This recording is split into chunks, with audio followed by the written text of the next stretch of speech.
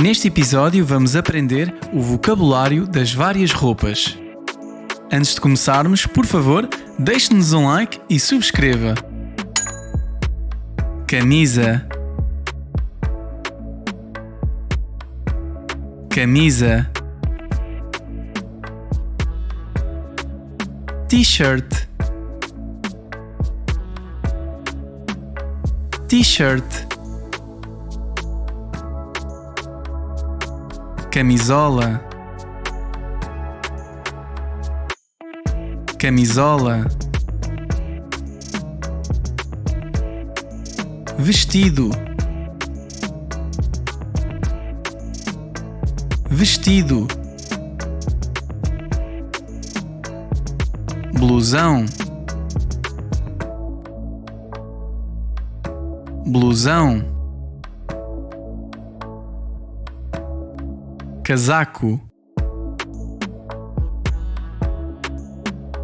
casaco, blusa, blusa, fato, fato, calças, calças, calças de ganga, calças de ganga, calções, calções, saia, saia, meias, meias, sapatos, sapatos, botas, botas, galoches, galoches, sandálias, sandálias, tênis, tênis, chapéu, chapéu,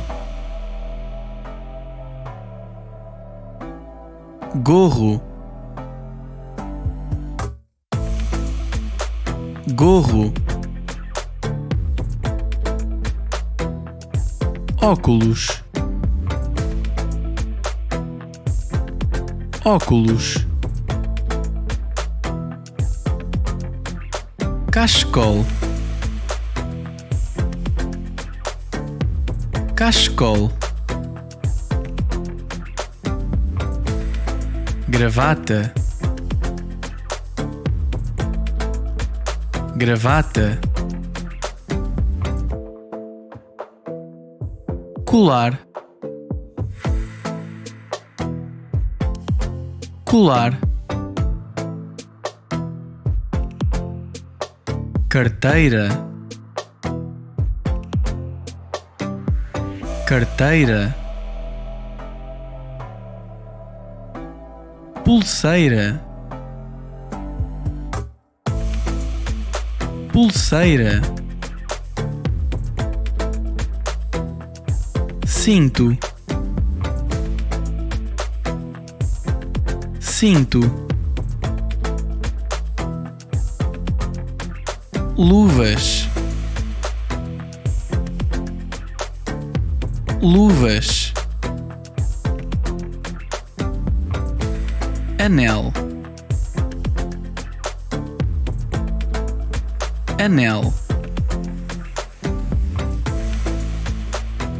mala,